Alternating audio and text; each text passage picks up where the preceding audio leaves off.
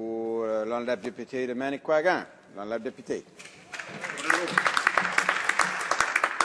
Monsieur le Président, cette allocution renouera avec une formule éprouvée par le passé, empruntant largement au caractère empirique du sujet à l'étude. Mon analyse du projet de loi portant sur la mise en œuvre de la stratégie nationale de réduction du sodium sera donc orientée de manière à exposer l'empreinte réelle et l'omniprésence des produits à consommation rapide, de même que l'emprise des lobbies du junk food auprès des communautés nordiques. Maintenant, Monsieur le Président, mon allocution va être empreinte de mon expérience, mais aussi de la rencontre qui s'est observée en 2012 avec le rapporteur des scooters de l'ONU, un rapporteur en matière de sécurité alimentaire, une rencontre à laquelle j'étais convié avec certains de mes collègues.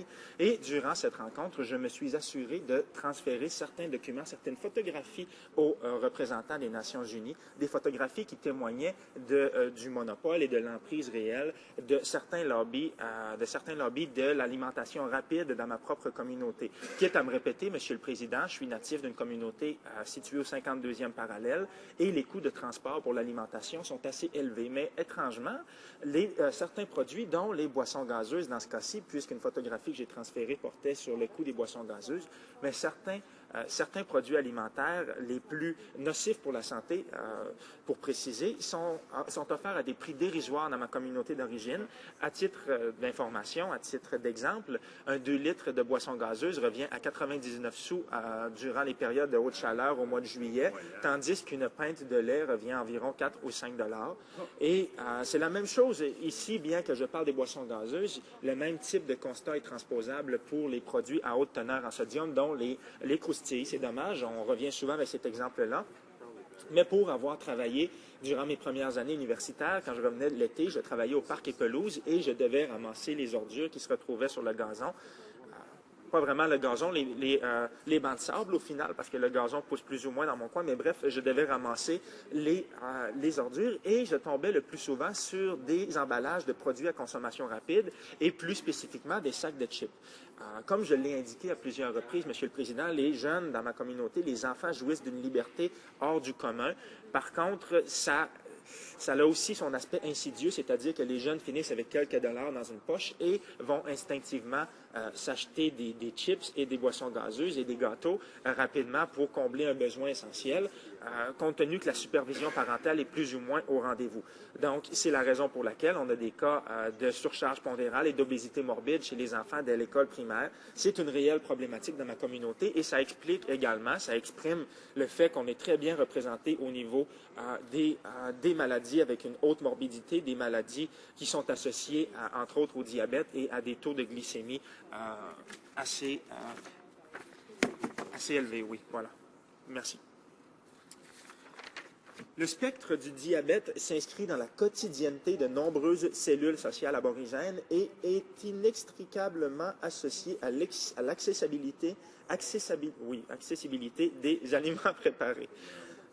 Maintenant, comme je l'indiquais, Monsieur le Président, les prix sont dérisoires pour ces produits dans ma communauté, mais j'ai également profité du passage de M. Descouter pour mentionner le fait que des produits à haute teneur en alcool, 1,2 litres d'alcool à 11 % et à 10 % de teneur d'alcool sont vendus dans ma communauté, 1,2 litres, et il y a de très fortes chances que ces produits-là soient ciblés et qu'il y a des lobbies qui travaillent et qui ont fait des études de marché pour voir qu'il y avait une très forte demande dans les communautés aborigènes parce que je doute fort qu'on puisse retrouver le même type de produit, disons, à Westmount, si on se déplace, peut-être dans l'est de Montréal, mais ces produits-là sont ciblés et les fournisseurs savent pertinemment qu'il y a une très forte demande dans ces communautés-là et donc il y a des lobbies qui sont très puissants et qui vont tout simplement appuyer sur la livraison à faible prix de ces produits-là dans ma communauté d'origine.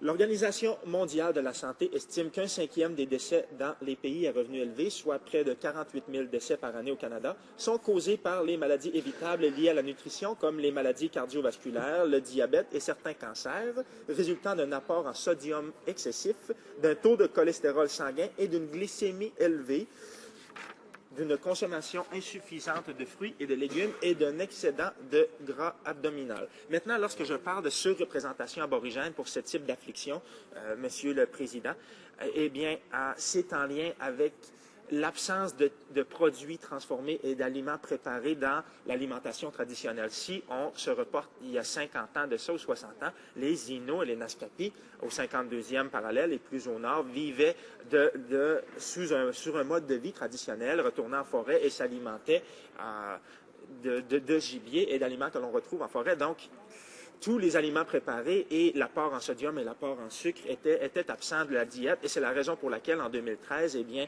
on a ce constat-là qui est fort déplorable, c'est que ça s'inscrit assez mal dans la diète traditionnelle et que l'organisme des Inuits et des Naskapi n'est plus ou moins adapté à ce type de régime-là. Maintenant, je vais vous donner un exemple. Quand je parle d'empirique, je parle d'un exemple vécu. Lorsque j'ai travaillé durant 2 années pour mon conseil de bande, et à chaque année, il y avait des professionnels de la santé qui venaient rencontrer les dirigeants de la communauté, mais également les fonctionnaires et les membres de l'administration de la communauté. Et les professionnels de la santé se regroupaient dans la salle communautaire, installaient quelques kiosques, disons 7 ou 8 kiosques, et chacun des employés du conseil de bande se devait de se soumettre aux tests prévus dans chacun des kiosques. On faisait une prise de sang, on regardait votre taux de glycémie, on analysait votre masse adipeuse et on regardait votre capacité VO2 max. Bref, on tentait de dresser un portrait de votre santé au final, et chacun des employés devait se soumettre. Eh bien, moi, je l'ai fait. Il me reste 2 minutes, merci. Je l'ai fait durant mes années au conseil de bande. J'ai fait chacun des tests et à la toute fin, la professionnelle de la santé était toute heureuse de me dire que durant cette journée, elle allait me remettre une médaille parce que j'étais le seul qui présentait un test qui balançait à l'époque. Donc, ça veut dire beaucoup de choses, surtout si on considère qu'il y avait 70 employés environ dans le conseil de bande. Je méritais la palme d'or cette journée-là. Mais pas pour me vanter, parce que j'ai dû jouer carte blanche et je lui ai dit qu'à l'époque, je prenais des médicaments et des pilules pour tenter de réduire ma masse adipeuse. Bref, c'était des médicaments en vente libre et des additifs, mais j'avais faussé mes tests au final parce que je suivais le même mode de vie, je me nourrissais mal dans ma communauté et j'étais conscient de cette problématique-là. Bref, ça s'est équilibré par la suite lorsque j'ai retrouvé un régime normal. Bien que les efforts sensibles soient graduellement investis par les différents acteurs en alimentation au pays en réponse aux préoccupations liées à l'apport élevé en sodium, il incombe aux différents organes étatiques d'implémenter des mesures pour réduire de 3 400 mg à 2 300 mg d'ici 2016 la consommation quotidienne de sodium des Canadiens. Maintenant, ce taux de 2300 mg est déjà appliqué par de nombreuses entités privées qui vont se servir de cette norme-là à titre de mesure de façon...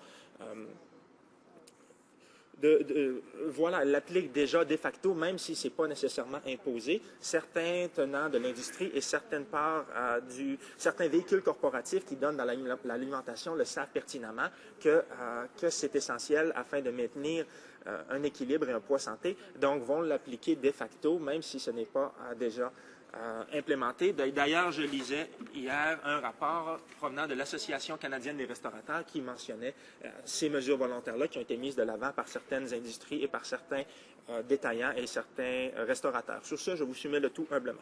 Oui, bravo.